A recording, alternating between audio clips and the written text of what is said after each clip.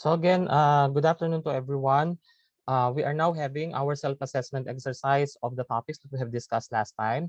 As what we have mentioned, we have discussed already the topics related to the homeostasis and homeostatic regulatory mechanism. So the self-assessment exercise will give us the idea of the learning that you have acquired during our discussions.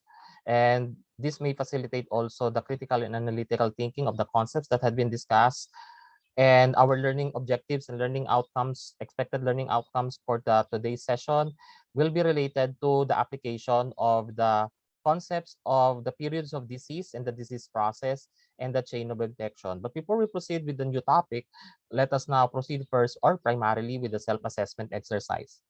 The nurse attends to a client in the cardiovascular clinic. He explains that the heart normally functions and adjusts automatically. It refers to extrinsic regulation, autoregulation, homeostasis, disequilibrium. I may need participation of the 80% of the class. Among the 38 students, we may need 30, at least 30 of the students who are here in the Zoom room who are interested to answer the question.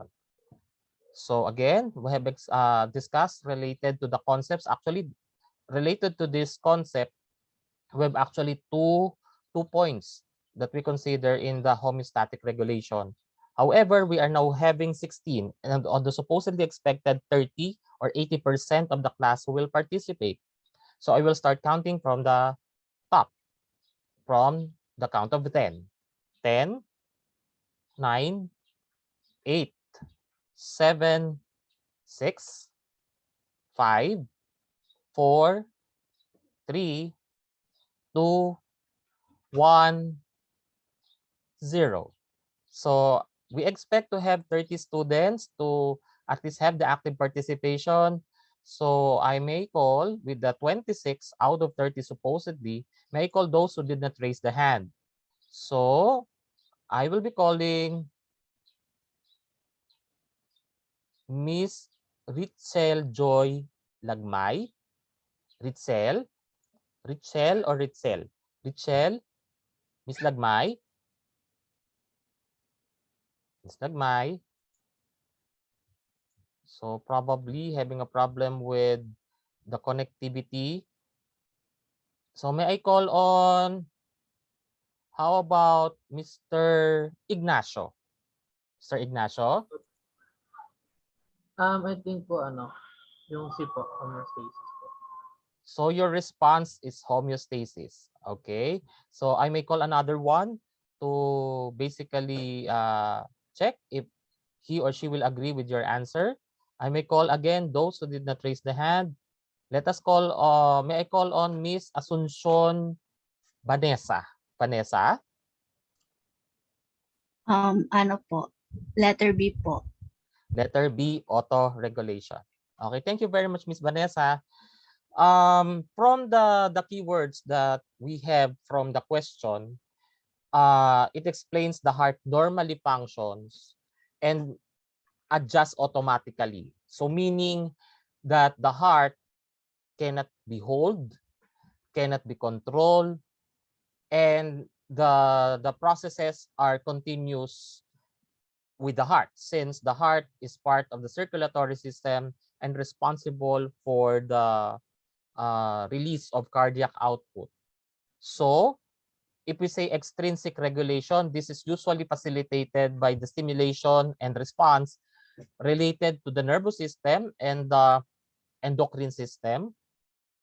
Next is we have also the homeostasis.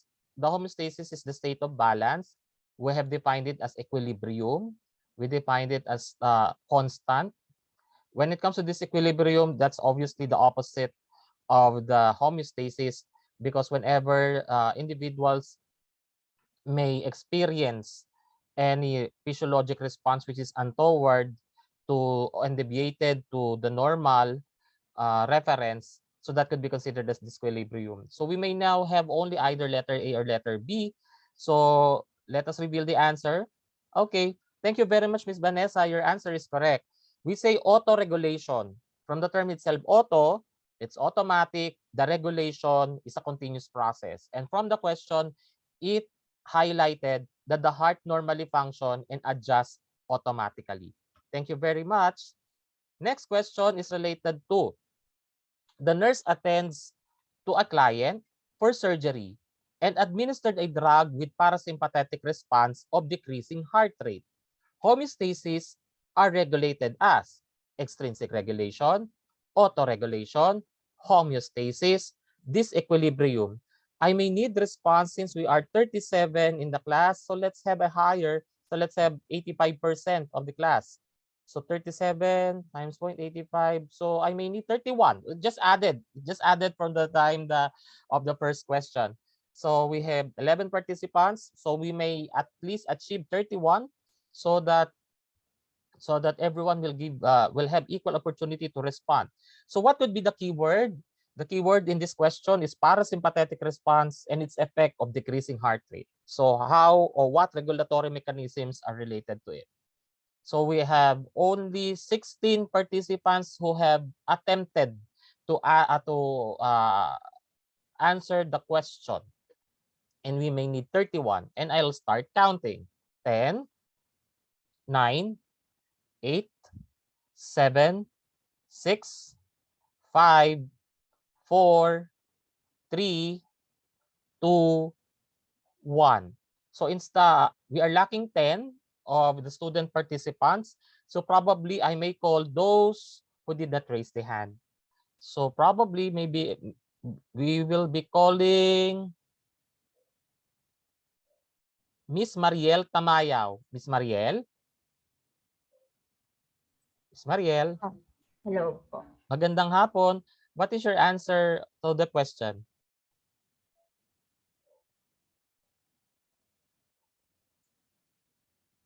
Miss Tamayaw?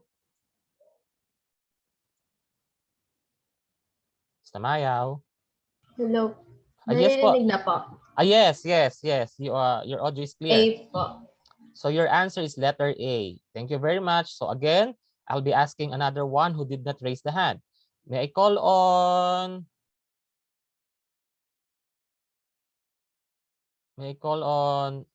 Clarice.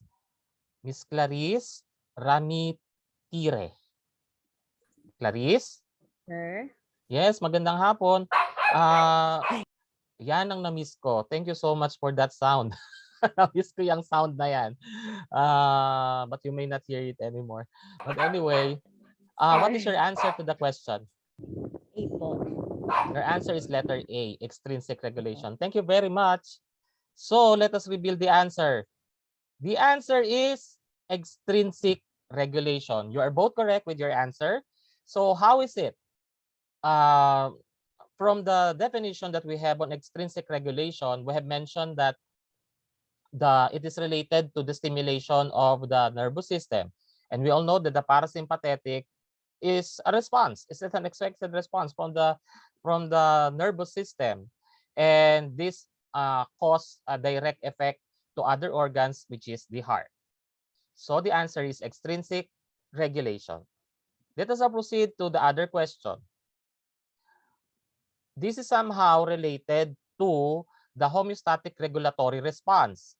The nurse attends to a client with fever. She is aware that the hypothalamus regulates body temperature. The physiologic action is receptor, control center, effector, homeostasis. We are 37. Just checking. Okay, so we are now 36. Where's the student? The student is now missing. The other one student is missing. So we are now 36. Of the 36, we may have at least 70%, at least 25 of the class who may wish to respond to the question of the self-assessment exercise number 3. Again, so we are now 19 out of the supposedly 25. So we will still wait for the other students to respond, but but I will start counting. 25. No, not 25, that 10. 10, 9, 8, 7, 6, 5, 4. So we're lacking 3, 3, 2, 1, 0. So we have not reached the 70% of the class participation. However, again, as a rule, I may be calling those who may not raise the hand, but it's now time to give a recognition for those who have attempted to answer the question. So probably I'll be calling those who have raised the hand, the fourth one who have raised the hand. So the fourth one who have raised the hand is, may I call on Miss Isabel Muldong. Isabel, what is your answer? C po. Letter C, as effector. Thank you very much. So I'll be calling again another one. May I call on the first one who raised the hand? Miss Torre, Eliza May. Miss Torre. Letter C din po. Letter C, effector. Okay, thank you so much. Let us analyze the question. The nurse attends to a client with fever. Somehow confusing. Okay, confusing and not specific when it comes to what is really asked in the question. When we discuss the homeostatic regulatory mechanism, actually one of the example that we have that time is related to fever. So somehow you can relate to the question. So from the time that, for example, it triggered the increase in the temperature of the person who have normal temperature. It triggered probably environmental factors. Once you're exposed to extreme heat, it may also affect the metabolic activity of the body, and it will increase, right? Once it will increase the metabolic activity of the body, it will produce heat. Once it will produce heat, it will increase body temperature, and this could harm the patient.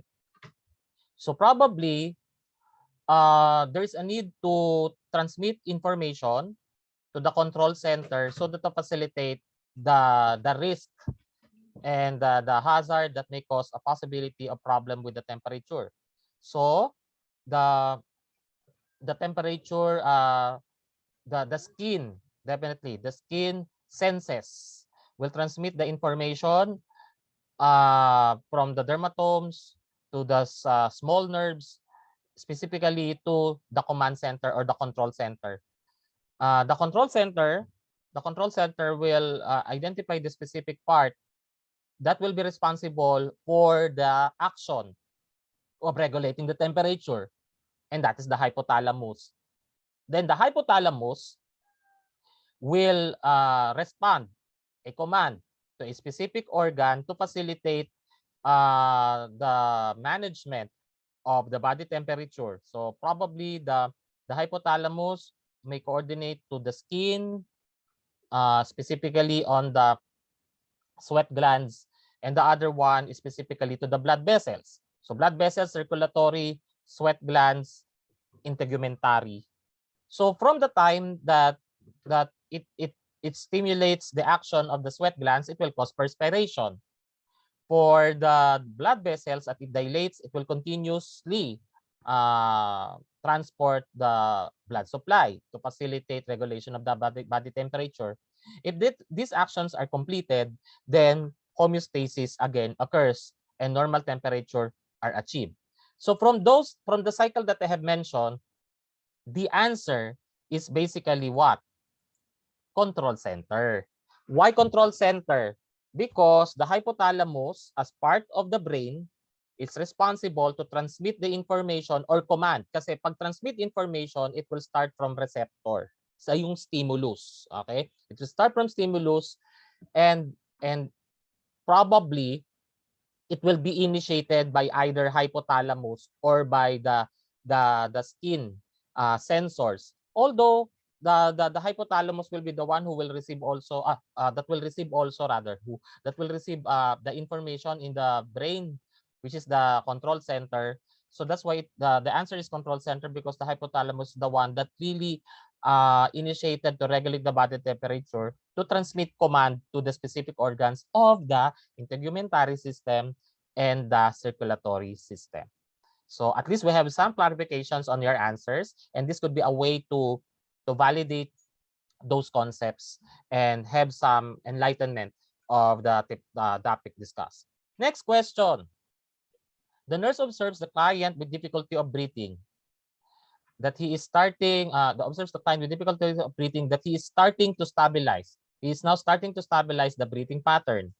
The physiologic action is receptor, control center, effector, or homeostasis. We are now 37. We are now 37 in the class, so most probably I may achieve 75%. So 27 of the class, I may expect 27 of the class participation to respond to this question. So what could be the guide in this question? The person is difficulty of breathing, meaning difficulty of breathing, it will alarm the body. Then we have also the part of the brain that will specifically manage to stabilize breathing pattern. And afterwards, when the command center will transmit the command to the various organs or specific organs responsible, then that's the time that it managed already to return to its normal breathing pattern. So probably we are now 20, and it is supposedly expected to have participation of 27. Okay, of 27. So let's see. So we are now 21, but I'll start counting. So why it could be said by the other 6 who wish to respond to the question. So it seems that the others are not participating, and most of the questions that we have, for almost 3 questions, we are not achieving the number, huh? So we have count now from 10, 10, 9, 8, 7, 6, 5, 4, 3, 2, 1, 0. We need 27, and we have 26 students who have raised their hand. So probably with the supposedly 27%, so we lacked 1. So I'll be calling those who did not raise the hand. May I call on Patricia Ann Ramores. Patricia, what is your answer to the question? Letter C po. Letter C. Okay, thank you very much, Patricia. I may be calling another one who did not raise the hand. May I call on Ronel Villa? Ronel, Yes, sir. magandang hapon. What is your answer to the question? Si rin po. Letter C. Thank you very much. So let us now reveal the answer. The answer goes with effector. Congratulations. You have both of you have the correct answer. Why we considered it as effector? Class, when you analyze a question, if you encounter this in the board exam, anything that starts to stabilize and will direct to the normal functioning, that is effector. When the time that it will initiate a command so that to facilitate the equilibrium, that's in the control center. When we talk about the receptor, when the specific organs of the body or parts of the body are receiving alarming stimulus or situation, that is receptor. So the receptor will transmit impulse transmission to the control center. Then the control center will command to stabilize. So whenever there is an improvement already with the situation or the functioning or physiologic functioning, then that is effector. Thank you very much. Actually, we have started also the discussion of the pathology, and this was discussed as the cause and effect.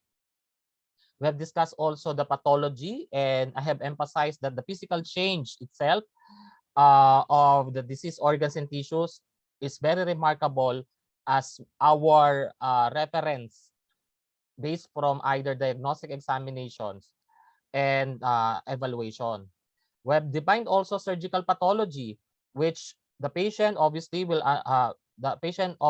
undergo or undergone surgery, minor or major surgery, and the tissues will be retrieved for the definitive diagnosis. We have the cytopathology. If we say surgical pathology, it is on the tissue level, while the cytopathology is on the cellular level, which specifically the evaluation is on the cellular functioning. While molecular pathology, if we say pathology, again, it's the disease process. And for the confirmatory diagnosis, this is more on the chemical level, which is molecular and atomic responses, and the level of protein stimulation on the cellular level, at the same time actions of atoms and molecules. So that's why it's molecular pathology. So we have defined also the disease process as to identify the origin from how it started until the person was diagnosed with a certain disease. So we have discussed also the concern with the stress, which eventually, when we identify that there's altered motility of the intestine, there are many physiologic actions that is happening when it comes to stress. And all of these physiologic deviations and responses of the body may lead to altered motility. We have discussed also that anything as deviated with the function and physiologic, and if there are any physiologic changes that are untoward and not basically identified as normal, this may result to disease process. We have discussed also the difference of the airway passages for the patient with bronchial asthma and the patient who have normal airway. So let's start again the self-assessment exercise on the discussion of topics related to the discussion of the pathology. Okay, so we are still hoping we are increasing. Oh, now we are again 38. So welcome back to the other one student. So we are now 37. For the 37 students that we have, let us see if it will increase to 90%. Participation may increase to 90%. We may need 33 participants. The nurse prepares the client with breast mask for a minor surgery. After the procedure, the tissue specimen was sent for diagnostic evaluation. It refers to cytopathology, surgical pathology, molecular pathology, pathophysiology. I may need 33 on board so that to identify, or to rather to consider that we have reached maximum participation of the class of at least the 90% of the class wish to answer the question. Okay, so we are now 17. So we may need 33 of the class to participate. So we are only 19, and we will count now from 10.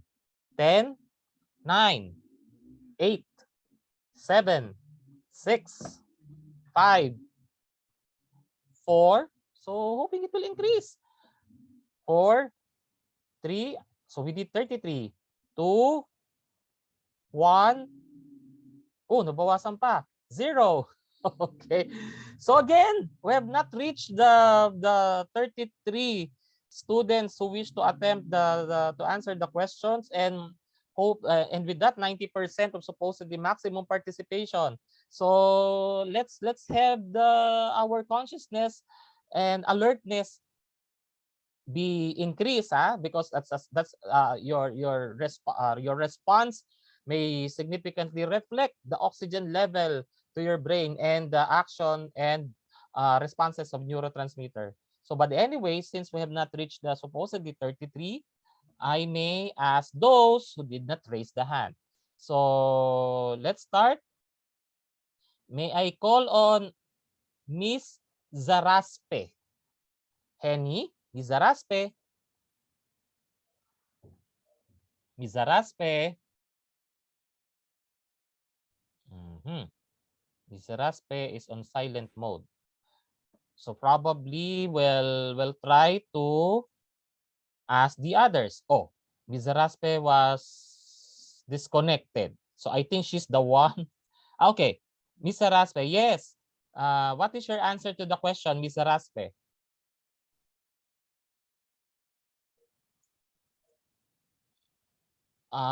Your answer is A. Okay. Miss Saraspe answered cytopathology. Okay, so we may ask the others also who did not raise their hand. Let us call on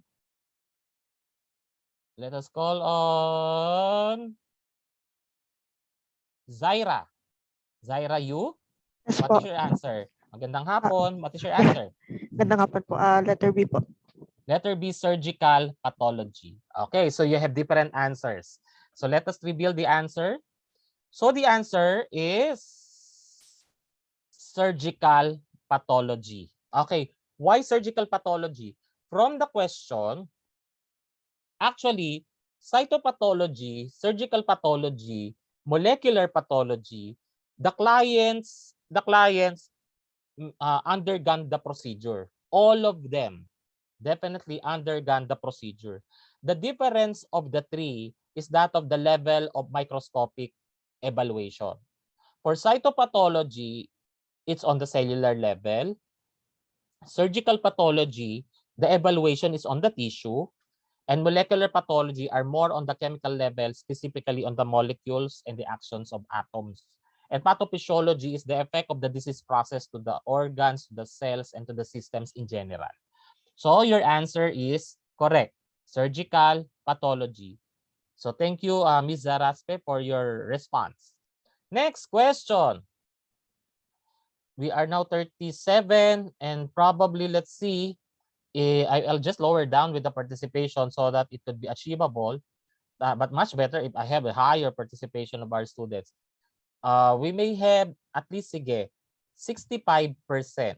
I may need 24 on board students to participate in this question. The nurse assists, that's with S, assists a client on from post appendectomy. So ectomy is removal of the appendix. The nurse process the cellular evaluation of fluids and tissues of ruptured appendix for evaluation. Again, the nurse assists the client on post or from post appendectomy. The nurse process the cellular evaluation of fluids and tissues of ruptured appendix for diagnosis. So we may need 24 on board so that to facilitate maximum participation. Is it cytopathology, surgical pathology, molecular pathology, or pathophysiology? So we are now 17 and we may need 24 students to reach the maximum participation, but that is just only 65%. So hoping later on I may have higher level of participation from the class. So okay, so you have reached the first time that you have reached beyond the 65%. So we are now continuously increasing it to numbers of 28. So good participation. So probably I will be calling those who have raised their hand. Okay, for those who have raised their hand, I'll be calling on Miss Jana. Miss Jana Mesa, what is your answer? Letter C po, molecular pathology. Okay, molecular pathology, Miss Jana, thank you very much. So again, I will be calling the others if she or he will agree with your response. For those who raise the hand, may I call on Miss Shaya Pardilla. Miss Pardilla? Miss Same din Pardilla. po, sir. Your Molecular. answer is letter C? Am I right? Yes. Okay, sige. So let us now reveal the answer. So the answer is both of you answered molecular pathology, but let us see. Oh, why it's not molecular pathology? Let's go back to the question. The question is the nurse assists a client post appendectomy. The nurse process cellular evaluation. Cellular. Diba? If we say tissues, surgical. Although it indicated there, process the cellular evaluation of fluids and tissues. Pero the specimen are fluids and tissues, but the focus of evaluation is on the cellular level. That's why when we say cyto, that is referring to cells, and pathology is disease. So this will evaluate and determine the definitive diagnosis. Okay, so now the answer is cytopathology. So remember those concepts for us to be consistent. Next question. Next question. So we may have 37. So let's see. Let's have a higher. 78%. Okay, let's see if we will achieve 78%. 78%, we may have 29 students who may attempt to answer the question. The nurse assists a client after nephrectomy. Nephrectomy is removal of the kidney. Now, the nurse coordinates to the laboratory for microscopic evaluation of cells and its chemical level activity. Which of the following concepts are applicable? We have cytopathology. Is it surgical pathology? Is it molecular pathology? Or is it pathophysiology? We may need 29. Okay, 29 students and 2. I may need your neurotransmitters and participation. 29 students to achieve 78%. Maybe soon I may have 100%. So we are now 22 and we may need 29. So I may start counting. 10, 9, 8, 7, 6, 5, 4, 3, 2. I need more two students. 1, 0. Okay. I thought it will be a buzzer beater. But, oh, it lacks pa. Nabawasan pa. So, supposedly we need 29. So, I may be calling those who did not raise the hand. So, for those who did not raise the hand, I may be calling Miss Julia Tambot. Julia, what is your answer? C po. Your answer is letter? C. Letter C. Are you referring to letter C, molecular pathology? Yes po. Okay. How about for the others? I may be calling another one if she or he will agree with you. May call on, how about Jude? Jude Terence Guangco. Jude. Jude. Good afternoon po din. Magandang hapon. What is your answer to this question? Letter C po. Letter C. Thank you so much. So both of you have answered letter C. So let us check if your answers are correct. So the answer is molecular pathology. Both of you are correct. Congratulations. The nurse assists a client after nephrectomy. So even though cells, the cells, the microscopic evaluation is referring to cells. But since it indicated here the chemical level activity, which is more specific on the supposedly definitive results for diagnosis, so we have considered molecular pathology. The chemical level, if you have remembered the discussion pertaining to the 6 functional and structural organization, we have defined that the chemical level are more on the action of the molecules in the atom. Thank you very much. Next question. Next question. The nurse refers a client to outpatient department. To explore the disease process, she will correlate it with functions and processes. So probably, let's see, I may need responses to have, let's see, 88%. I may have 32. Ayan, 32 students to facilitate the answer or to respond to the question rather. Okay, so we have cytopathology, we have surgical pathology, molecular pathology, and the pathophysiology. So probably the others are already analyzed the pattern. Already analyzed the pattern when it comes to the response to the question. So again, it involves disease process and it correlates to the normal functioning and processes. So we may need 32 and we are now 26. But I will start counting. So we are now 27. So I'll start counting and we need 32. So we have count of the 10. 9, 8, 7, 6, 5, 4. We need more 4. Oh, okay, we need okay, nabawasan pa. 4, 32, 3, 2, 1. We are now 29. 0. Okay, so again, we failed to achieve the supposedly expected 88% of the class participation. However, I may now give chance to those who did not raise the hand. Okay, because more, I have almost considered those who did not raise the hand. So for those who have attempted to respond, the first one who responded to the question is Miss Vanessa Asuncion. Vanessa, what is your answer? Letter D po. Letter D, pathophysiology. Thank you very much, Miss Vanessa. So I'll be calling the other one. How about the second one who raised the hand? How about Robbie, our class president? What is Yes. your answer? Letter D rin po. Okay, thank you very much. Your response is letter D, also as pathophysiology. So let us now analyze the question. It explored disease process and correlate with functions and processes. So this connection is the cause and effect in relation to effect to tissues and organs. So the answer is, let's reveal, pathophysiology. Okay. So actually, that's the last question. So those are the self-assessment exercises from the previous topics that we have discussed. You may now lower your hand. Let's have now a review of what we've discussed related to the periods of disease.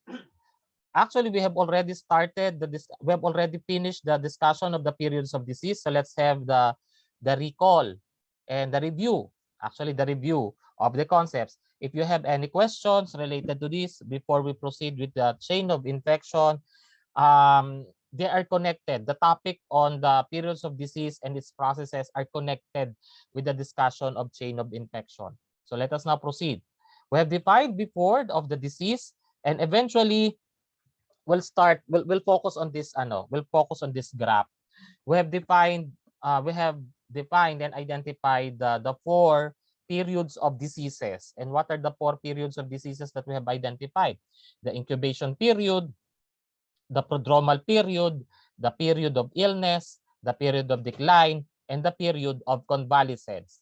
So as a self-assessment exercise, these are the choices: incubation period, prodromal period, period of illness, period of decline, and period of convalescence.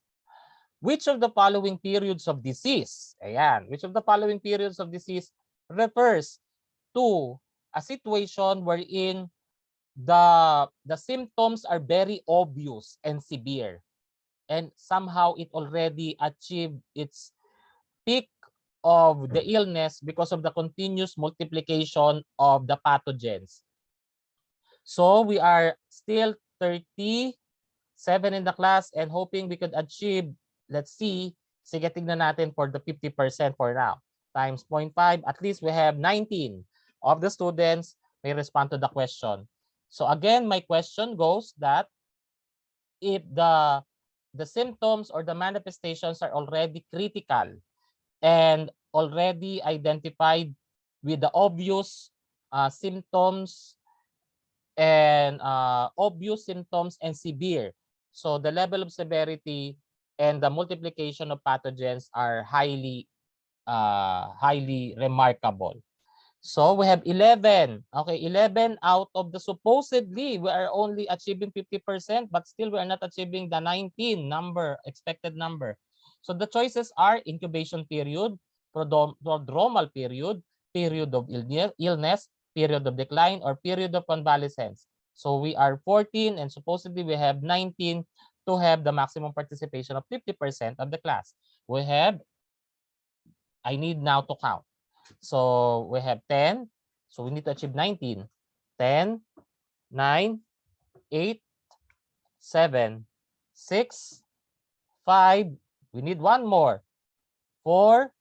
Ayan. 3, 2, 1, 0. Okay, thank you very much for those who responded to the question. So let us now call those who raised the hand. For those who raised the hand, let us call on Let us call on Miss Ritzel Joy Lagmay. Miss Lagmay, what is your answer? Period of illness po din. Period of illness. Thank you very much. May I now call the other po participant or student participants? How about Jerbin? Jerbin Mateo, what is your answer? Yes po din. Period of illness din po. Okay, so both of you have answered the period of illness. So the correct answer is period of illness. You are correct. So when we are talking about the period of illness, these are the situations wherein the disease or the illness, the dysfunction, the disorder have achieved its peak level because of the continuous multiplication of the pathogens. However, if the other bases are, if the symptoms are on the critical level, specifically very obvious and severe, then this is considered as period of illness. Thank you very much. Next question. Next question. What periods of disease or periods of disease are referring to if the individual is already achieving normal functioning as evidenced by, evidenced by diagnostic evaluation, no remarkable signs and symptoms, and return to the normal functioning. So which of the following periods of diseases which identify the individual who have been cleared from diagnostic evaluation, who do not have any more signs and symptoms of the illness, and return to normal functioning? So probably we may need participation of, let's try 68%. I may need 25. I may need 25 of the class participation for now. 68%. So we are now 17. So what is your answer? Incubation, prodromal, period of illness, period of decline, or period of convalescence? We are now 18 and we may need 25 student participants. Wake up, wake up. Okay, so I will start counting. 10, 9, 8, 7, 6, 5, 4, 3, 2, 1, we lack 4, 0. Okay, thank you very much to the 21 participants who are continuously participating. But for now, I will be calling those who did not raise the hand. I may be calling, let's see. Okay, I may be calling now. May I call on Camille Panganiban? Camille, what is your answer? Period of convalescence po. Okay, good. Period of convalescence. I'm sorry. Period of convalescence. So how about, I will be calling another one. I may be calling Chester. Chester Mendoza. Chester? No po. Yes, good afternoon. What is your answer? Period of convalescence also po. Okay, period of convalescence. Same. Both of you have answered period of convalescence. So the correct answer is more on period of convalescence. Both of you are definitely correct. Because as what I have mentioned, for the period of convalescence, once the person have already achieved the normal functioning and as evident by or with the evidence of clearance, medical clearance, diagnostic evaluation, if the client was ordered for discharge, and third is if the person returned to the normal functioning without the appearance or any remarkable manifestations identified with rather diagnosis. Thank you. Next po. Let us now proceed to the other periods of illnesses. Okay. What is the period of disease that identifies the initial entry of the pathogens to the body? Individuals could be asymptomatic and the entry of the pathogens may need either observation or isolation. This is the time wherein the person possibly have been exposed primarily to the person with the infectious or communicable disease.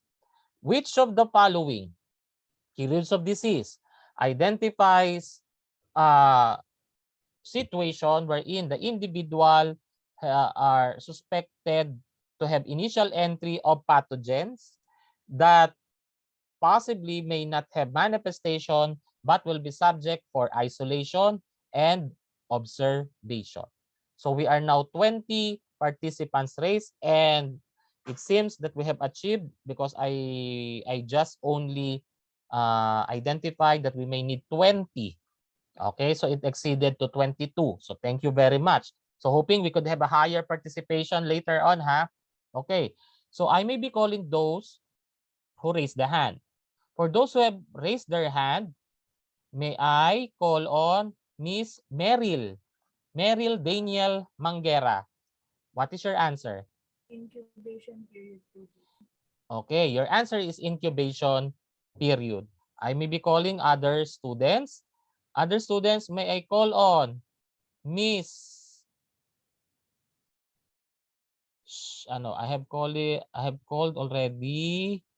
How about Miss Sipin? Okay, sige. Miss Kimberly, Yes po, sir, the answer is the incubation period po. incubation period. Okay, thank you. Both of you responded with the same answers. So our answer will reveal incubation period, because this is the time that from the initial entry until how the body will respond to its entry. It's either it will control the multiplication but still without symptom, or it will start the multiplication and it will have the symptom. Once it will have the symptom, that's another period. That's another identified periods of disease. Okay, next. Let us now have the other question. The other question is related to what period of disease have identified individuals of decreasing signs and symptoms, improvement in terms of minimal recorded signs and symptoms, and responded to treatment regimen.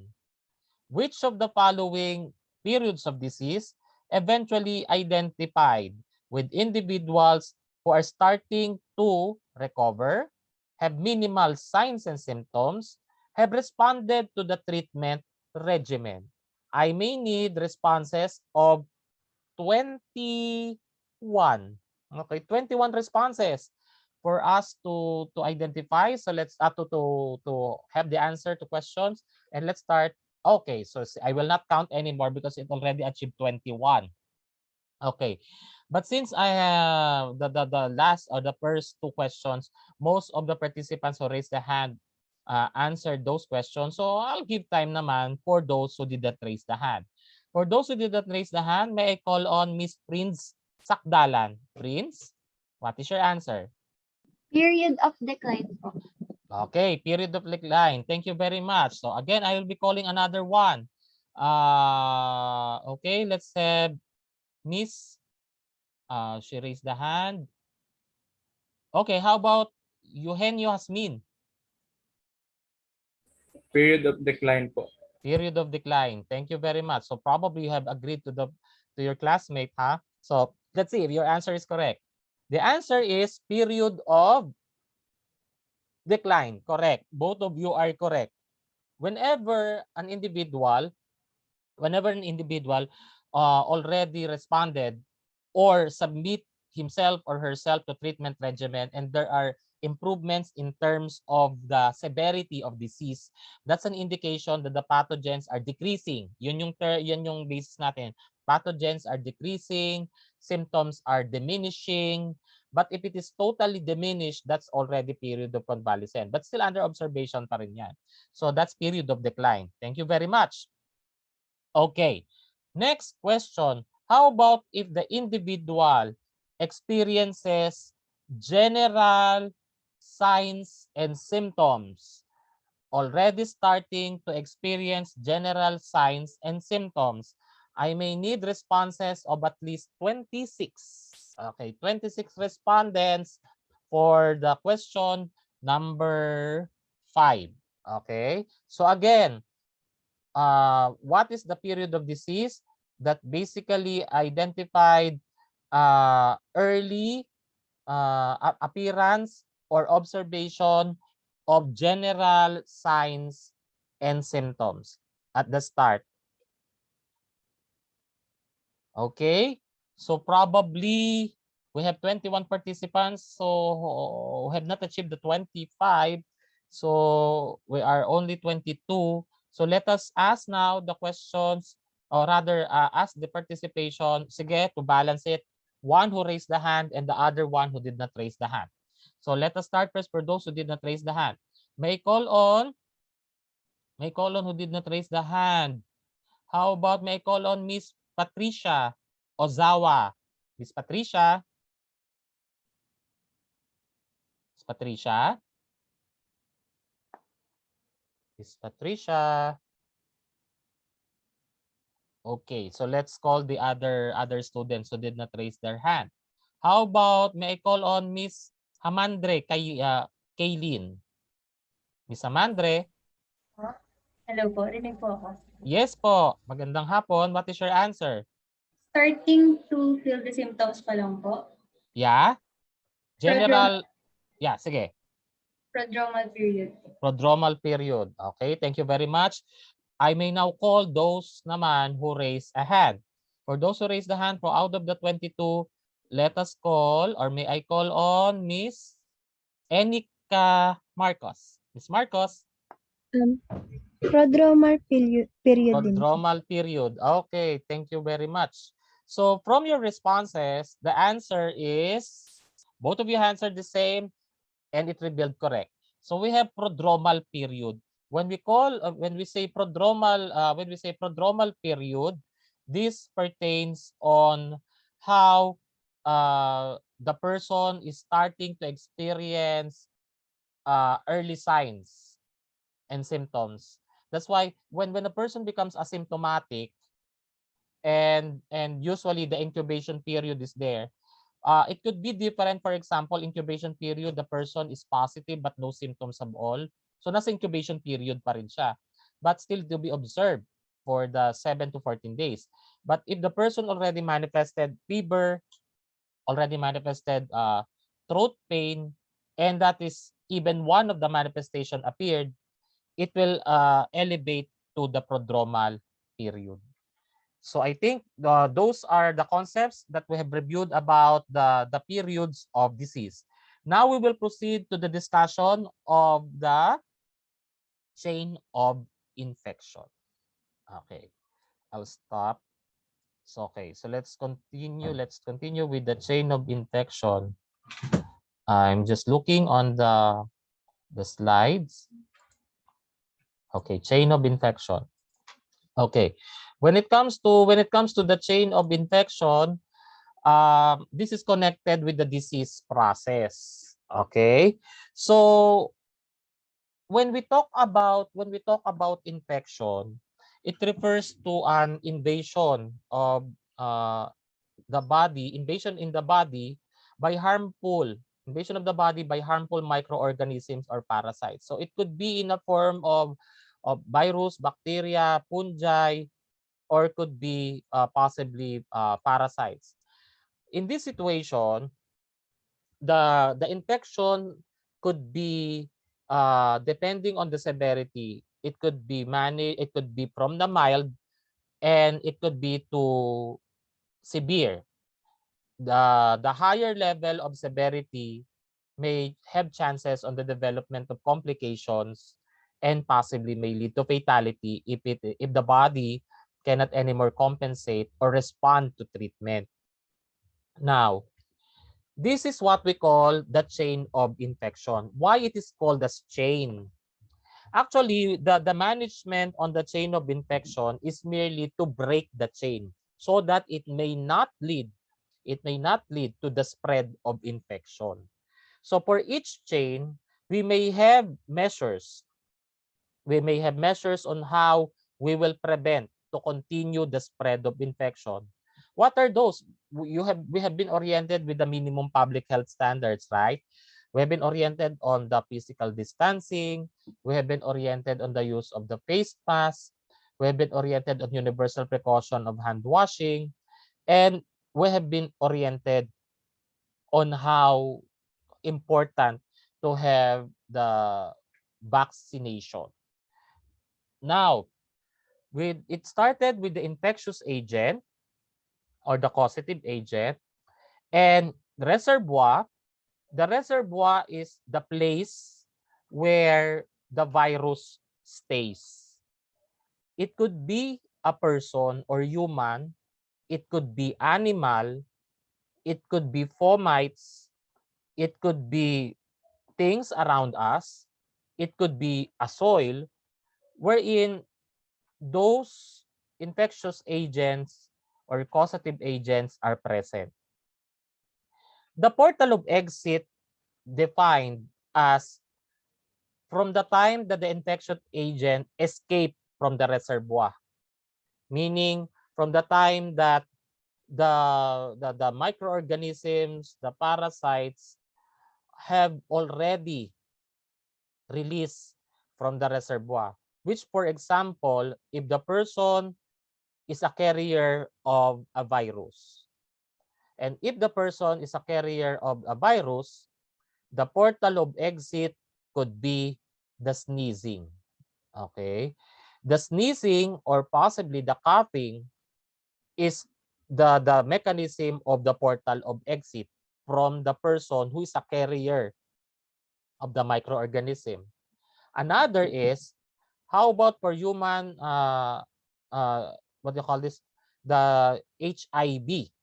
Okay, for the HIV, which is the causative agent for the AIDS, acquired immune deficiency syndrome, then the infectious agent is obviously the human immunovirus.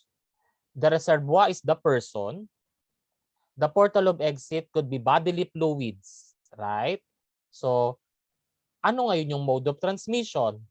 Di ba yung mode of transmission, what are those mga, we have kasi mga direct contact and indirect contact.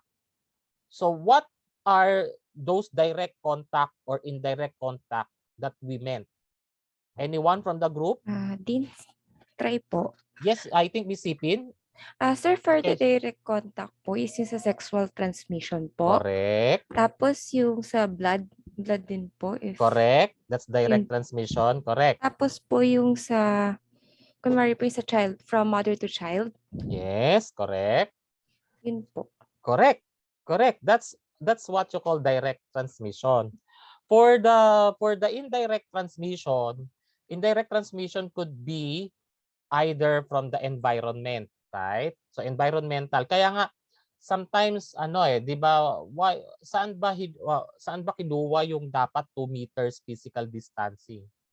It's because once the person will be closer to the person who is infected, the greater chances that you could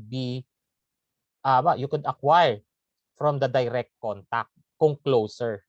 So that's why from the study, it may prevent the direct contact with that. So yung mga indirect contact naman natin are those coming from the equipments, contaminated equipments, soil na meron tayong Pseudomonas na bacteria. Another is ayun nga, mga contaminated food that you ingest. Contaminated water with obviously pag contaminated, it's obviously infected. So yun yung mga indirect contact. While the direct contact are those na yung na mention as examples, sexual intercourse, sexual transmission, direct blood transfusion or direct transfer of blood, or direct din yung may open wound tapos nag-cause ng entry of the virus. Yaan. So, another is, paano naman yung portal of entry? So, yung portal of entry, since aware ka doon na ang sexual activity for the HIV is the mode of transition as direct contact. Ang portal of entry niyan ay through the circulation. Kasi bodily fluid eh. Sperm yan, cell. Okay? Kung sperm, kung egg cell, kung person is infected, it will still reach bodily fluids. And major bodily fluids are blood. So it will be carried throughout the system.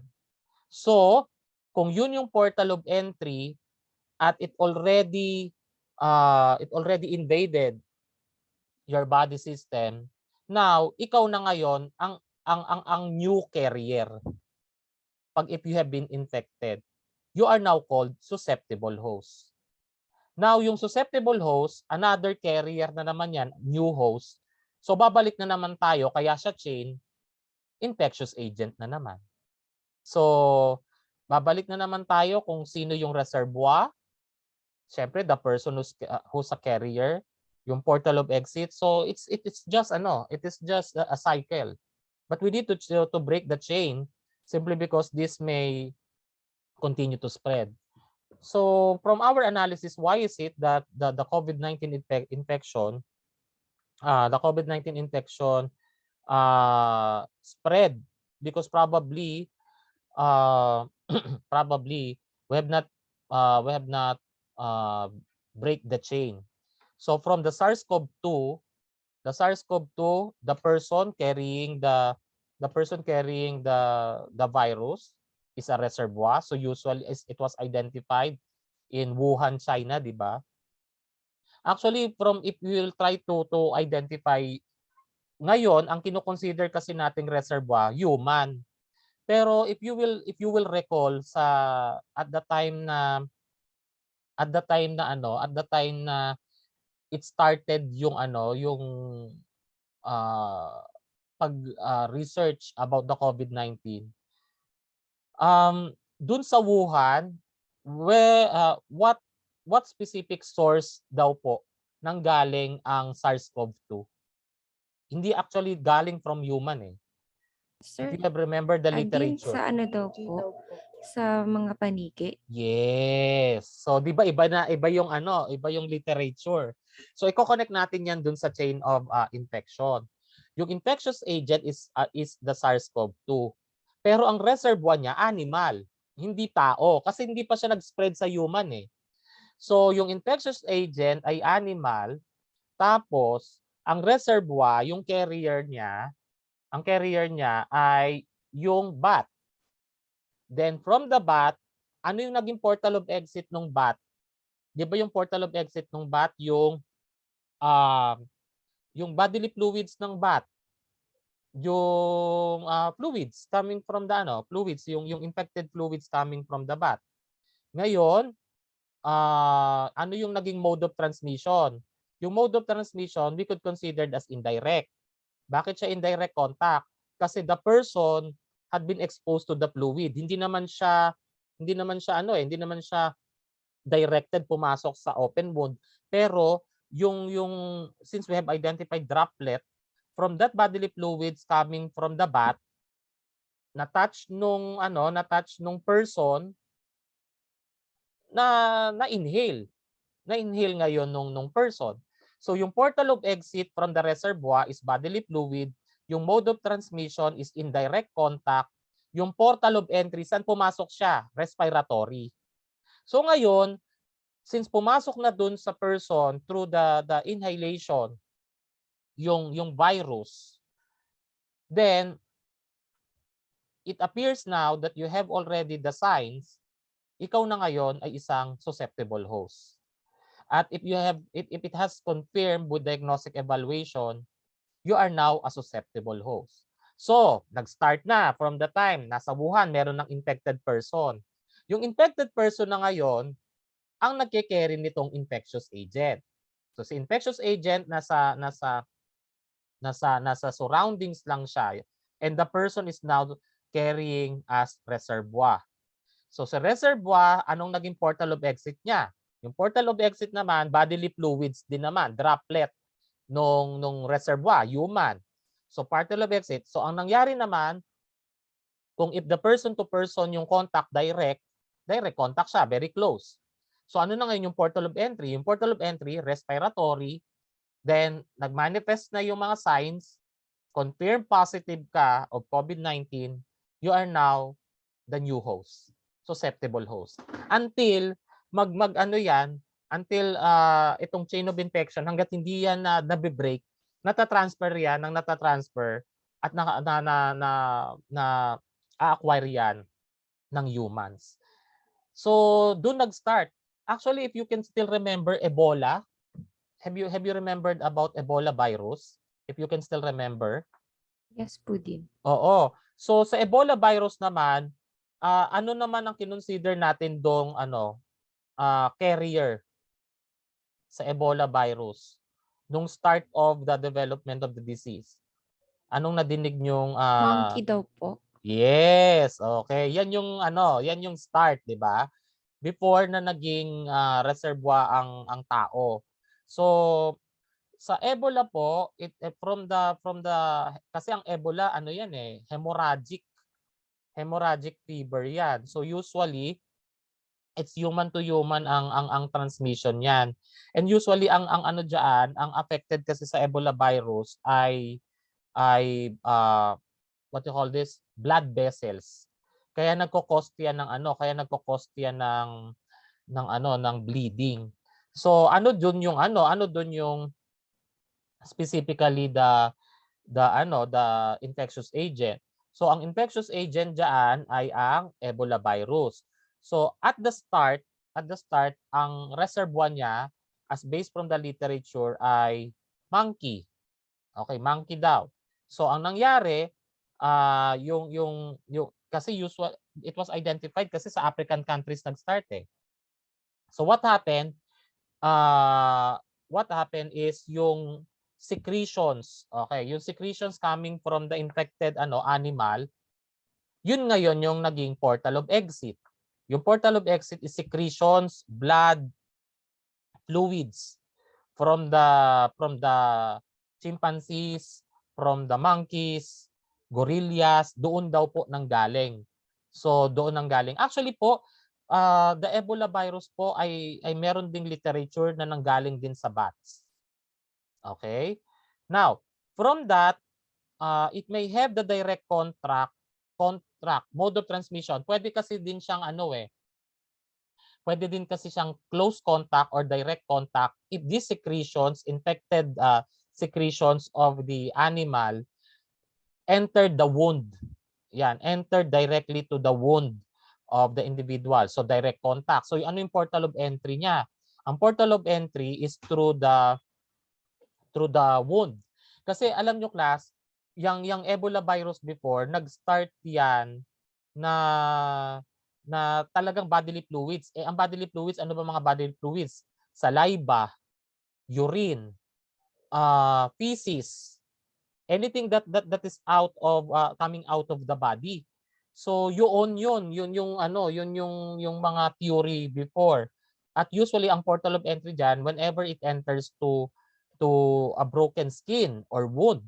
So kung yan ay pumasok na sa broken skin at punta yan sa what you call this, sa blood vessels, at eventually nag-start na yung bleeding, basta whenever nag-start na sa prodromal at isang symptoms na ang nag-appear, susceptible host ka na. Kaya papasok na tayo dun sa period of disease. Kaya pagdating ka lang dito sa portal of entry, pag ikaw ay susceptible host na, papasok na tayo dun sa periods of disease of incubation period, prodromal, period of illness, period of decline, until it appears yung period of convalescence na supposedly our goal. So yun ang problema pagka hindi natin na-break yung chain. For example, hindi natin na-break yung alam na natin na nagkaroon ng mode of transmission pero hindi na-prevent yung pagpasok dun sa wound, hindi winash ng antibacterial soap yung wound. So probably it may enter continuously until the person becomes a susceptible host. So another example, dengue. Sige, i-ano natin dito, associate. Dengue. Ang infectious agent ng dengue is obviously dengue virus. Plus, hindi ang infectious agent natin ay yung Aedes aegypti na mosquito. The infectious agent is the dengue virus. Ang reservoir, yung Aedes aegypti na mosquito. Yung mosquito is the one that carries the virus.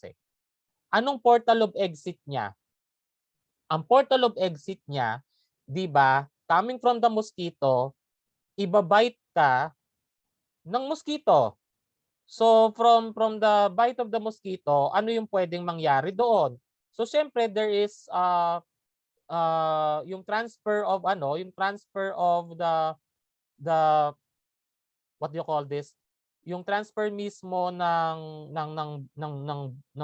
blood or ng secretions or any fluids coming from the mosquito na nagke-carry ng infected strains of dengue, lumabas na siya ngayon doon sa portal of exit coming from the reservoir, which is the Aedes aegypti.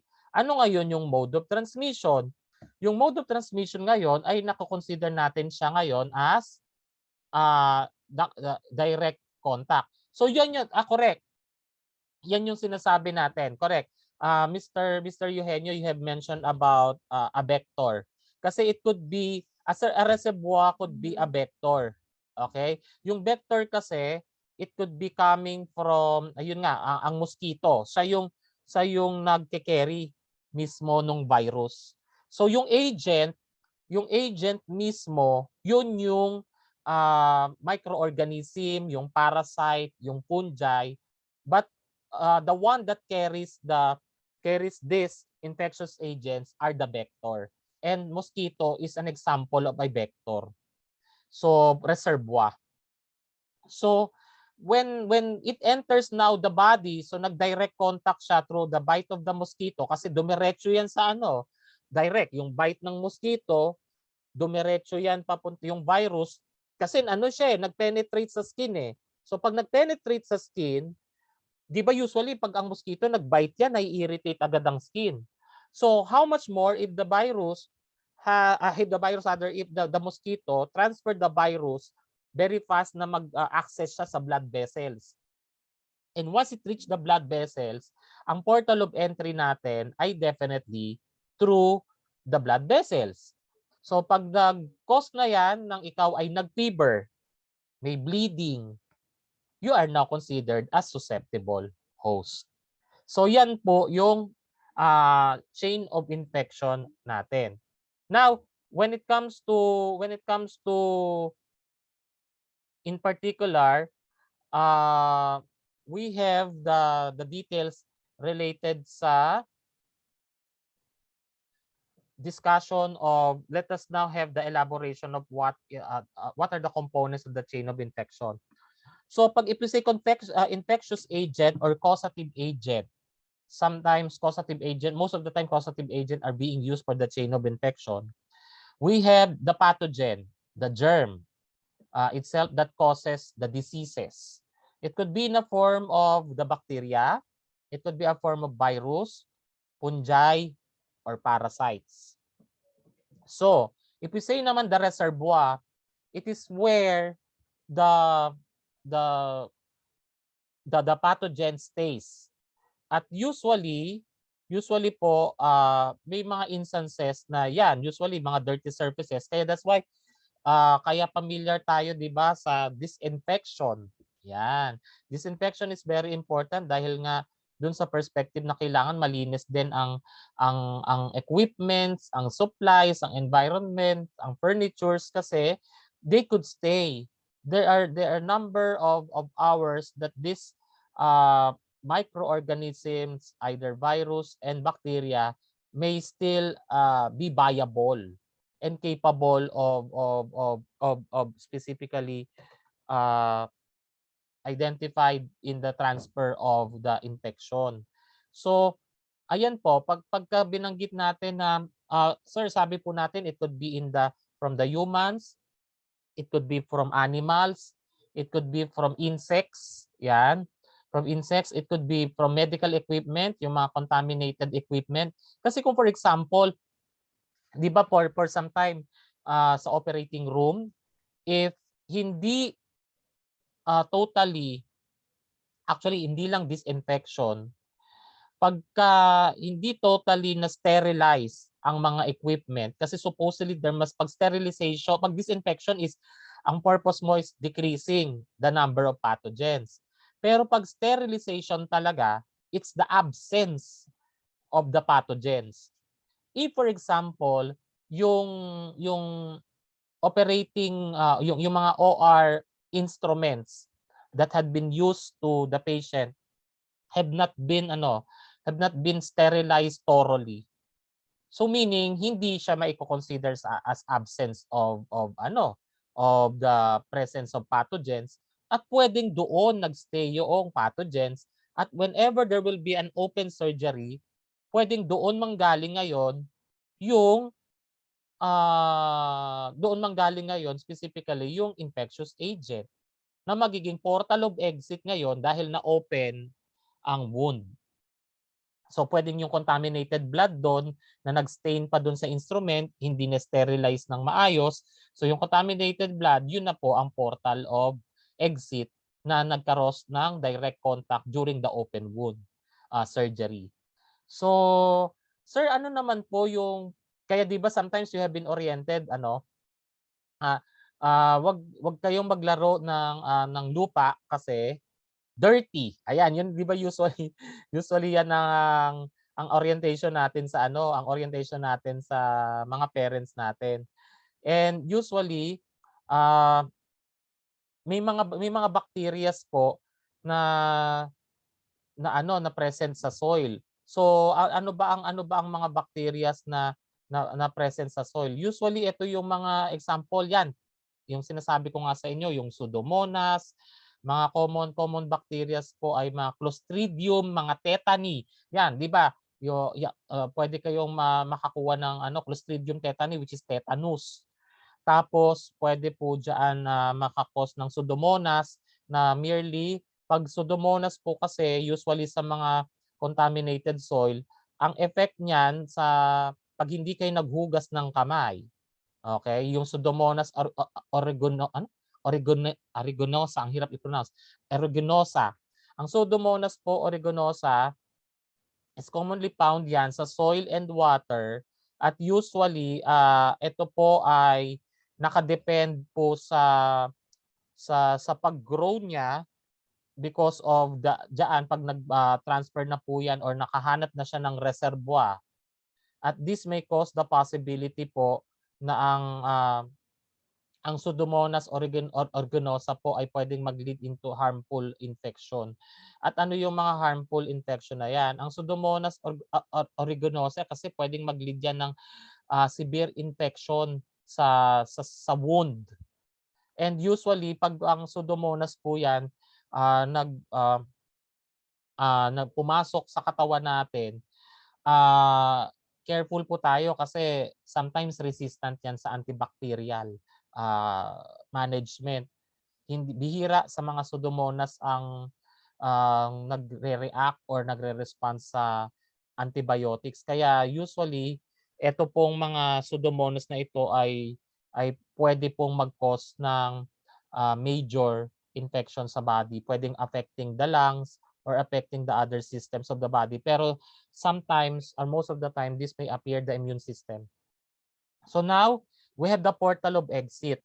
Sa portal of exit naman po is yung infectious agent leaves the reservoir.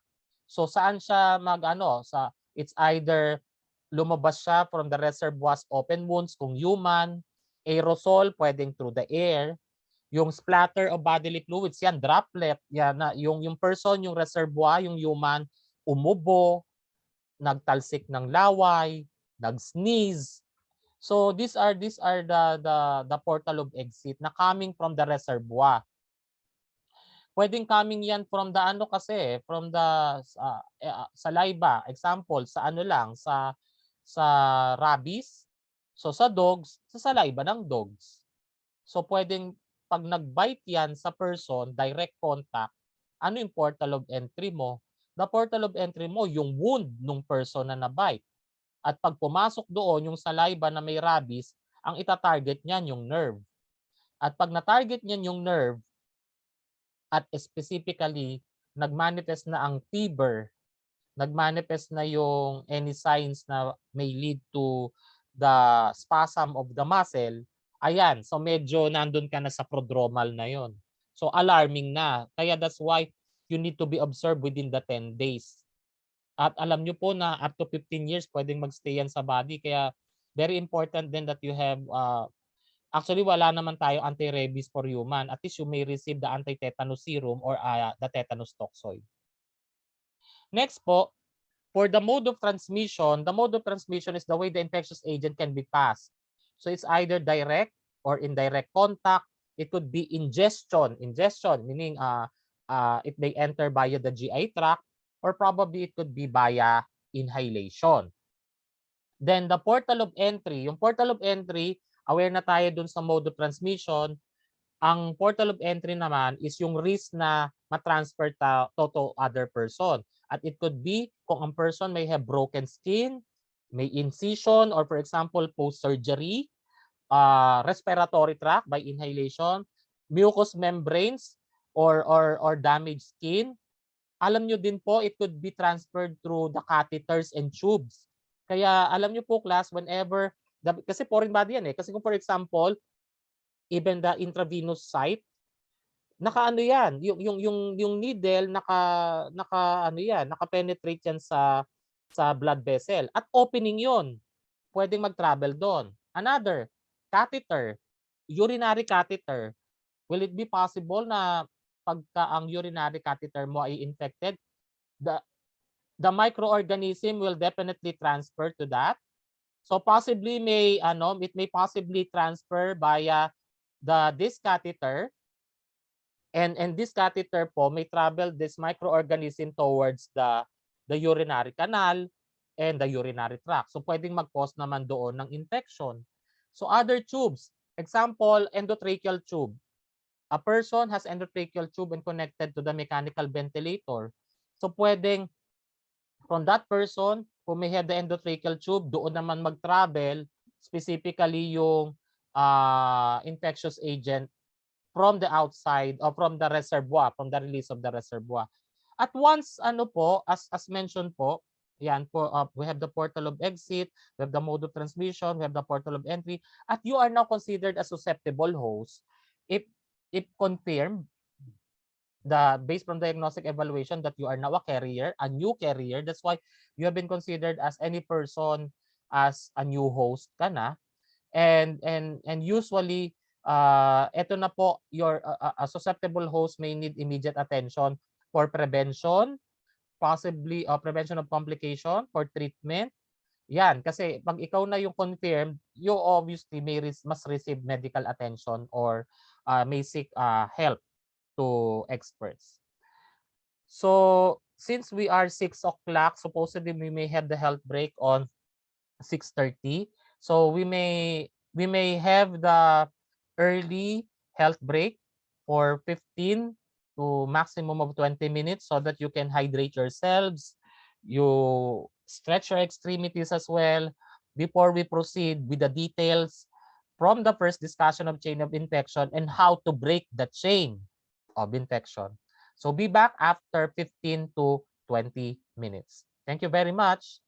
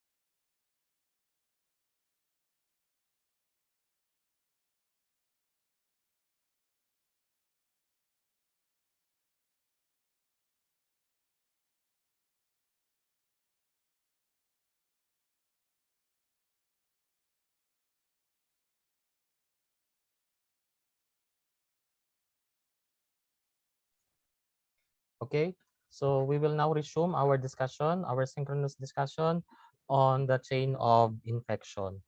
Our focus of discussion now is related on how we will break the infection, or rather, we will break the chain of infection.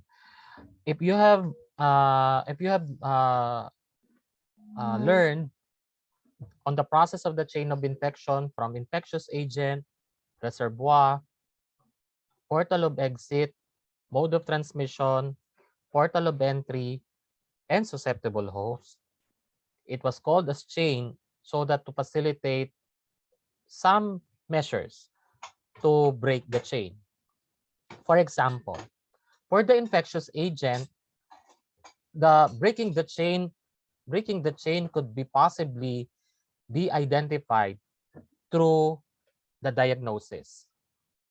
It may definitely prevent on the leading to the reservoir up to the succeeding parts of the cycle. Early detection is very important.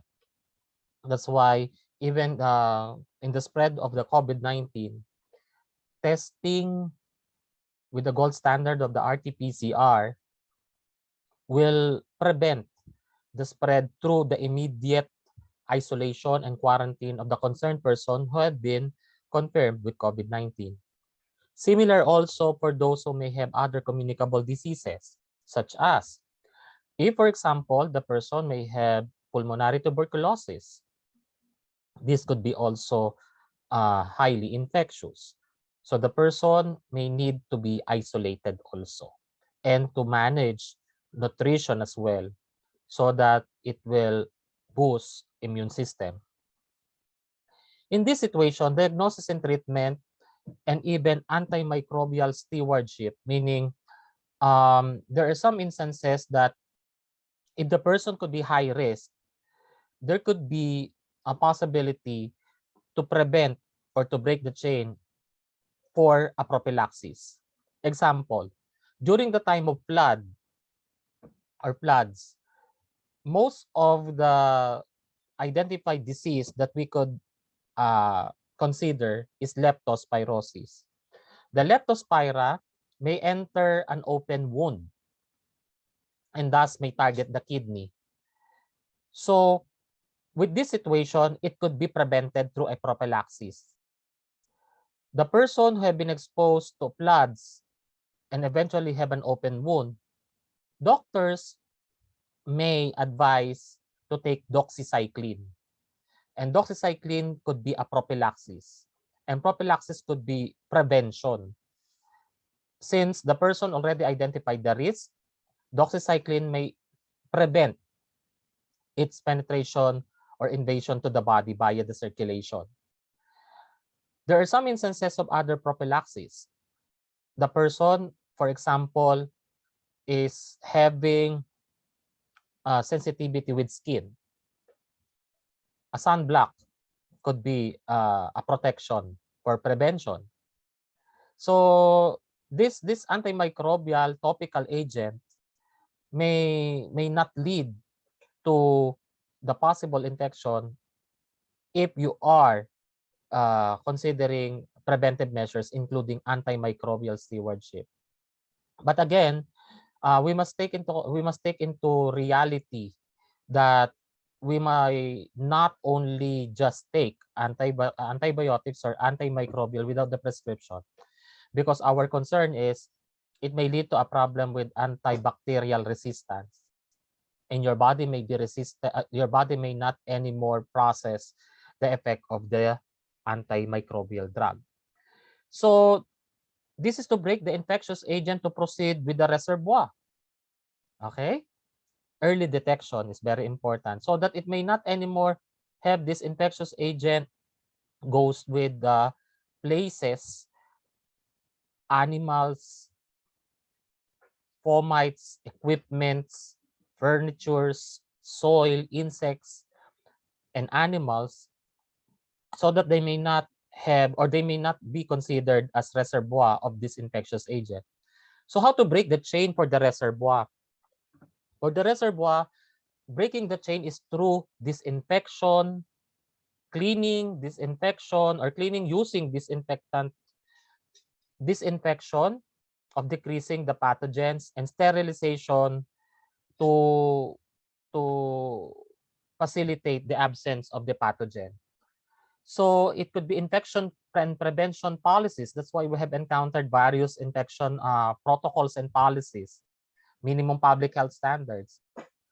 For the pest control, usually even without the pest, but the area had been identified with risk of the pest, they could have mga pest control measures.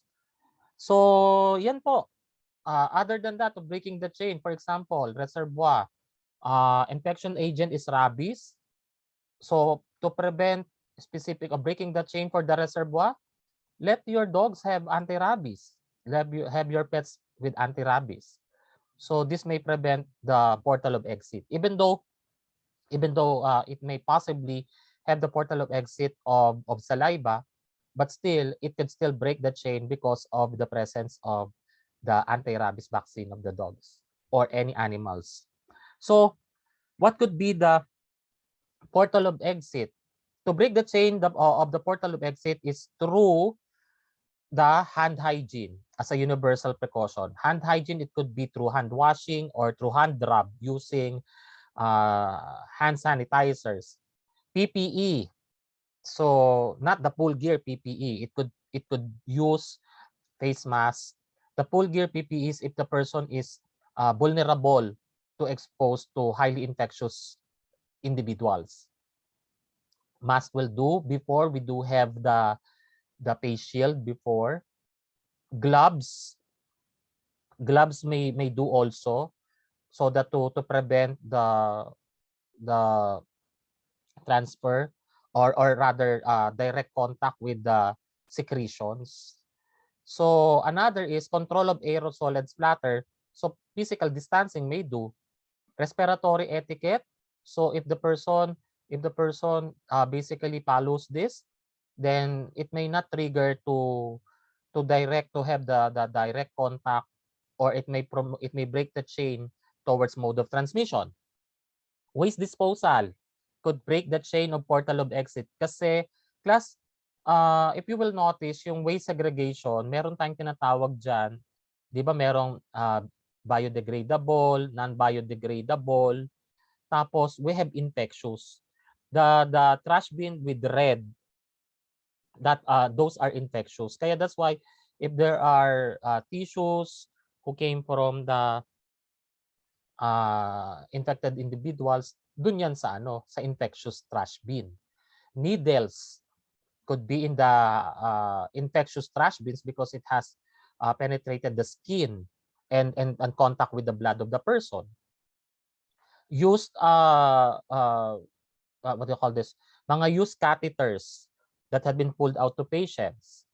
Used intravenous supplies that was used. So these are already soiled, these are already contaminated. Considered it as follow yung tinatawag nating waste disposal scheme. Next, how about for the mode of transmission? For the mode of transmission, we can still consider universal precaution, PPE, food safety. Food handling is very important. This kasi we have identified, di ba, na bacteria and microorganisms or pathogens may contaminate food and water and may transfer or may have the transfer, or it may be transmitted through ingestion. So that's why important din dito, breaking the chain, if it is ingestion, is yung proper cleaning, disinfection, and sterilization of mga utensils. And dito na po pumapasok po, class, is yung tinatawag nating isolation. So sa mode of transmission talaga, since if it is direct contact, isolation is very much significant. Kasi pagdating sa portal of exit at ikaw ay nagkaroon na ng contact, yan na yung pumapasok, di ba sabi ko sa inyo, of incubation period. So doon sa incubation period, you will be observed. Next po, how about for the portal of entry? Since ang portal of entry natin ay usually an open wounds inhalation. Usually it will consider na po yung hand hygiene, okay, pa rin. Then we can consider also the use of the PPEs, personal protective equipment. Personal hygiene as well is very important kasi washing of the if you have wounds, it is always a priority to wash it, lalo na if you are bitten by infected dogs, by snake, by any animals that may cause the possibility of transfer of any toxins, bacteria, or infectious agent. Yung another is if the person is hospitalized, then we must take into consideration also na these are portal of entry, yung risk.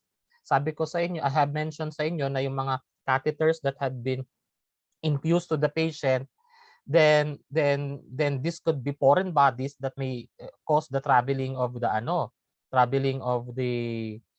microorganisms. So actually, if ever the client has the catheter for almost 2 weeks na, and you have seen that it needs the removal of the catheter, then there is a certain period that we need to remove and replace it because that could harbor microorganism or infection. Next po, kung hindi na break sa portal of entry, we will now enter the susceptible host. So kung ikaw ay susceptible host na, then that's the time that you will receive treatment. You will deserve to have you need to have patient education, immunization and vaccination pag ikaw ay susceptible host. Once you have been diagnosed and you have already completed the isolation, then you submit yourselves to the vaccination. Because seemingly before, it was advised that after you have been infected, you will wait for the 3 months pa because the body is still strong with the immune system or defense against the virus. Pero immediately, the experts recommended that even after that you are now, even after the isolation period or quarantine period, and you don't have any more signs and symptoms, identified signs and symptoms, you may have already the vaccination or take the booster as well. So you have seen now how to break the chain. And these are nurses' responsibilities. Kaya ang chain of infection, we will claim it that we are on the front line when it comes to breaking the chain. Kaya that's why nurses are being recognized on how it will prevent the spread of infection because we have been oriented with the chain of infection. Now, let us now proceed on an example. Okay. One of the examples that we mention is basically on the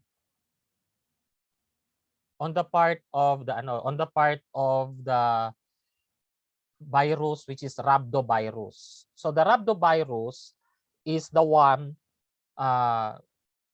coming from most sa animals.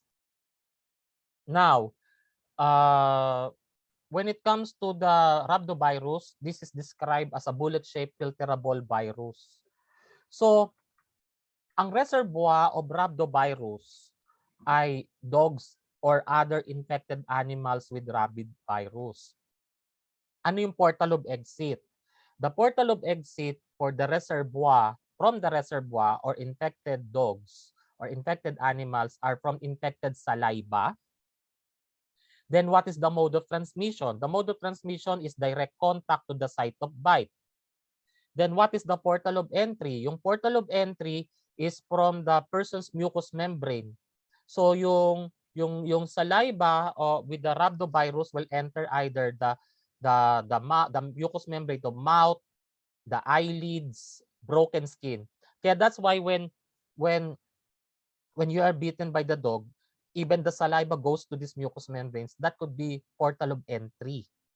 And once you have experienced any of the signs of rabies, as mentioned in the periods of disease, then you will become a susceptible host. These are now persons without rabies, persons without the vaccination as well. So kasi wala namang available talaga na rabies vaccination for the humans. So only it's the tetanus toxoid and the tetanus anti-tetanus serum. So kung meron mang vaccination sa mga specialty hospitals. So yan po, if you will try to analyze yung concepts ng periods of disease, when is the time that we will consider the periods of disease when it comes to incubation period? Incubation period will start na po at the time of portal of entry, 'di ba? Kasi we have defined the incubation period as the initial entry. So diyan na mag-start yung concepts of periods of disease kasi you have been exposed eh. There's already the means that the infectious agent goes to your body. So yun po. So let us now connect naman yung chain of infection sa pneumonia. Sa pneumonia naman, ang causative agent ay marami. Kaya parang the same as the COVID-19 or SARS-CoV-2, it has many variants. From the Delta to the Omicron and so on and so forth. For the pneumonia, we have causative agents such as Streptococcus pneumoniae, Staphylococcus aureus, Klebsiella pneumoniae. Now, the reservoir, ang reservoir niyan ay infected person or contaminated objects kasi there could be a possibility po na droplet siya and secretions. Ano yung portal of exit? From the reservoir, infected secretions goes out. Mag-cup siya or it may possibly have the contact with the objects or contaminated objects. So what is the mode of transmission? The mode of transmission, it could be direct contact, which is the droplets, at indirect naman pag contaminated objects. Now, with the portal of entry, respiratory tract, droplet, inhalation. So if it causes already the manifestation of difficulty of breathing, if already manifests coughing, continuous coughing, and it's worsening, now the periods of disease starts na with incubation period at yun ay nasa prodromal period ka na. At depending pa pagka ikaw ay periods of illness if the manifestations are already on a critical level. So you could be a susceptible host na kasi at the time na it could be an advantage if you already have the pneumococcal vaccine. But if the person do not have the pneumococcal vaccine or poor ang kanyang immune system, then that person will be subject to either hospitalization or will be subject to the regimen such as immunization or vaccination rather. Okay. To have a more deeper understanding about the chain of infection, I will now be applying yung concept sa COVID-19. Ayan. So para you can relate to the chain of infection. So ang infectious agents natin or pathogens sa chain of infection applicable to COVID-19 ay obviously the SARS-CoV-2. Ang COVID-19 natin may depend on the number of organisms kasi 'di ba when we discuss the periods of disease, it may depend on the number of organisms. The higher number na mag-invade sa body at ang immune system mo ay weak, the higher chances that it will multiply, and thus it could be very evident with the signs and symptoms. Another is there's also the what we call virulence. Yung virulence naman is yung ability to survive in host or outside the body. Kasi class, our body has antibodies. Even saliva, yung tinatawag nating mga immunoglobulins. Immunoglobulins are antibodies that are also present in body secretions. From the blood to the saliva to the mucous secretions of the eyes. So, yan yung tinatawag nating virulence kasi eventually ang virus, if the antibodies are present in the upper respiratory tract and higher level of it can support yung less survival ng virus. Kaya that's why each individual or each person may have different response depending on the immune system of the person. So yan yung virulence, yung ability of the virus or the pathogens to survive in host or outside the body. Actually, yun namang tinatawag natin ay yung susceptibility. If we say susceptibility of the host, pag sinabi natin susceptibility, usually the first line of defense natin is the skin. Usually, sa skin, dyan, kaya nga it's always take into consideration to prioritize of breaking the chain through hand hygiene. So, sa skin una yan magmumultiply, and once it touches the mucous membrane and the nasal area wherein inhalation is the concern for COVID-19, yan po yung problem. Kasi kung for example, you have the indirect contact, you have touched the droplet sa contaminated object coming from the infected person. So magmumultiply yan sa hands if you will not do hand washing. So yun yung susceptibility. It's the capacity by which the skin is the first line of defense, wherein we need to have our mindset na it's very important na nag-start kasi ang multiplication sa external via the skin, and it is in the hands. Ayan, kaya naging universal precaution ang hand washing. So again, infectious agent may be depending on the number of organisms as it multiplies. Next is virulence is related to the ability of the pathogens to survive either outside the body or inside the body. Or susceptibility of the host is we're considering the skin as the first line of defense. Now, we have mentioned also na pwede rin kasi yan na ang virus po, for example, once it enters the body, tapos nag-swallow ka eh. So pwede rin yan sumama dun sa food. Kasi ano yan eh, di ba ang nasal ay connected sa oro. So nasal, oropharyngeal, oral cavity. So there are instances na yung virus sumama. Kaya that's why the stomach are having hydrochloric acid. So may certain pH level na the virus will be killed or will not multiply na because it is controlled by the certain pH. So next po, if we say reservoir, ayan na, human body is usually the first one. Carriers, most common where virus survive. It may not multiply like in the skin, but usually naman it's within the cavities, fluids, and discharges. Yan yung reservoir. Kaya pwedeng doon siya nagsusurvive sa mga fluids. You will become, that's why when you will be considered as reservoir, ang tawag na dyan, you will be carriers. Carriers are persons who are asymptomatic. Those who may not have the disease but can transfer the disease. Kaya ang asymptomatic considered sila as carrier eh. If they are confirmed, even though they do not have manifestation, it just so happened that the person has a strong immune system to control at hindi siya naglilid sa prodromal period of disease. Pero carrier siya. Pero capable pa rin siya of transferring the infection. Kaya before, one of the most common questions that had been addressed is, do a person had been confirmed with COVID-19 and asymptomatic is capable of the infection or transfer of infection or transmit infection? Yes, carrier siya. So in any of the bodily fluids na infected, pwede siyang transmit ng infection. Sa environment sources, alam po natin na it could be through the pH, yung light, water, and oxygen. Diyan usually nagsusurvive din ang other microorganisms kasi we have been oriented, di ba, ang mga bacteria could be aerobic, anaerobic.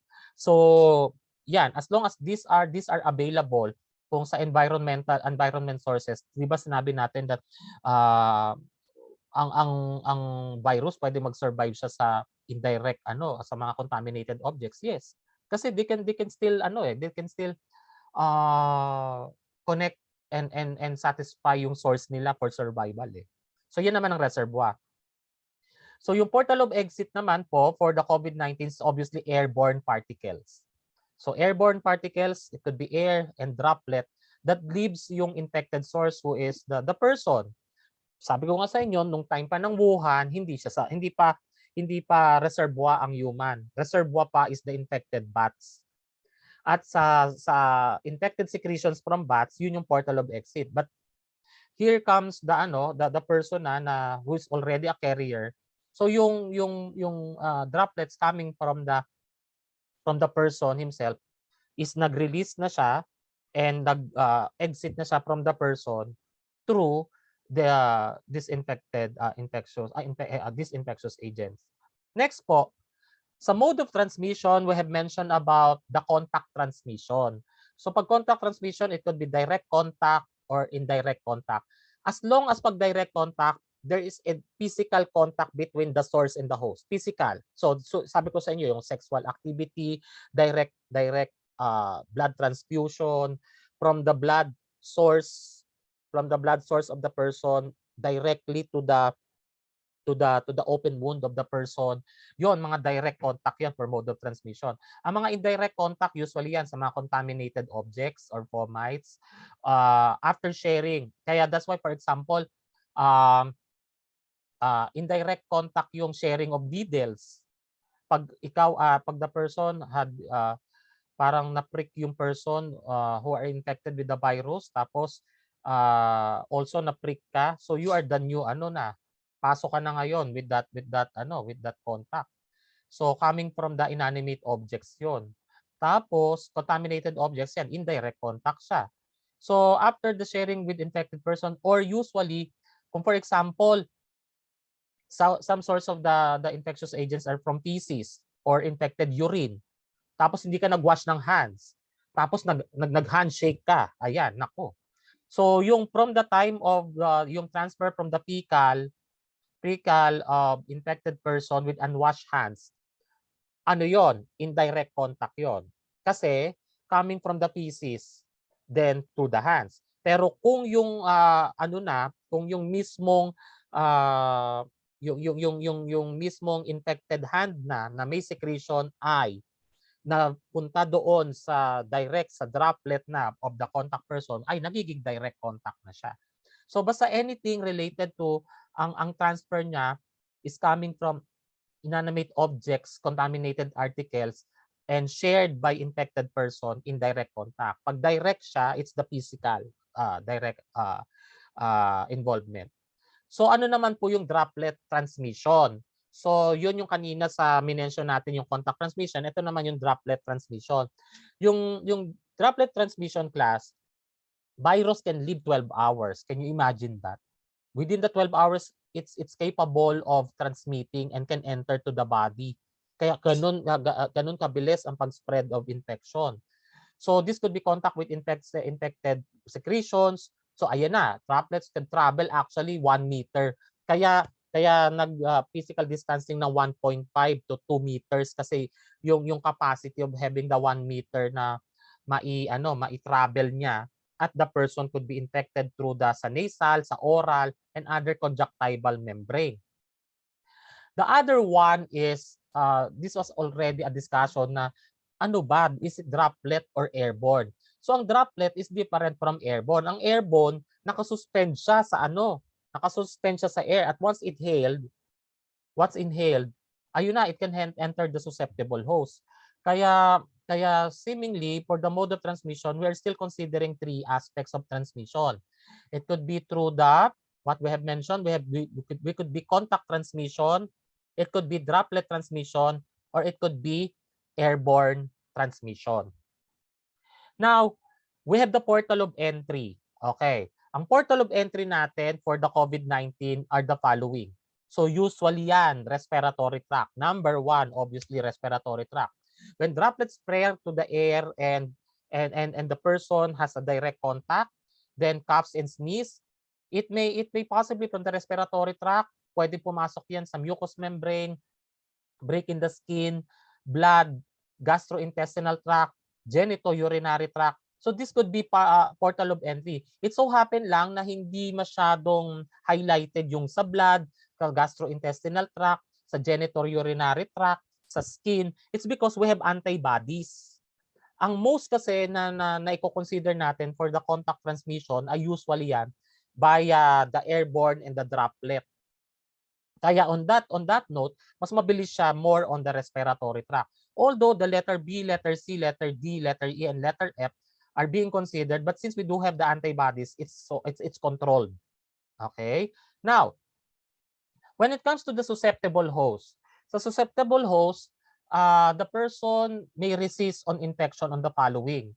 Yung immunoglobulins or antibodies could support para po at least the person could be prevented to have the infection. Usually, skin mucous membrane with normal excretory secretions. Yung normal excretory secretions kasi we are talking about yung mga antibodies. If the susceptible host, the body immunity can resist to infection if the pH level of the stomach is acidic. The level is 5 to 7. Kaya sasabihin ninyo, sometimes I will attest you to this. Some of you pag may cup at nahihiya kayo to spit out the sputum, sometimes you swallow it. Pero somehow you may think of it, paano yun? I swallow it, baka mag-cause ng infection.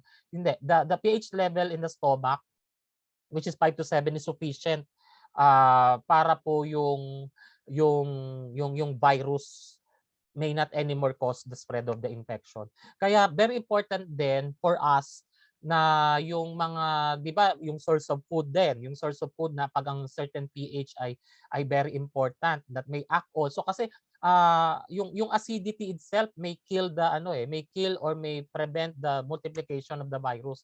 Kaya very important yan. Kaya na-emphasize si zinc, na-emphasize si vitamin C, because the pH level itself may become strong for immune system. Pero if we are considering the normal functioning and processes, ang stomach natin ay may have 5 to 7 pH level, then we are protected. White blood cells are definitely the soldiers of the body, and these are the ones that increases so that to defend our body from the continuous infection. So I think we ended up, we have already finished the topic on the chain of infection. And I think this is the topic that is scheduled for this day, and we finished the lesson at this time. So probably I may stop the recording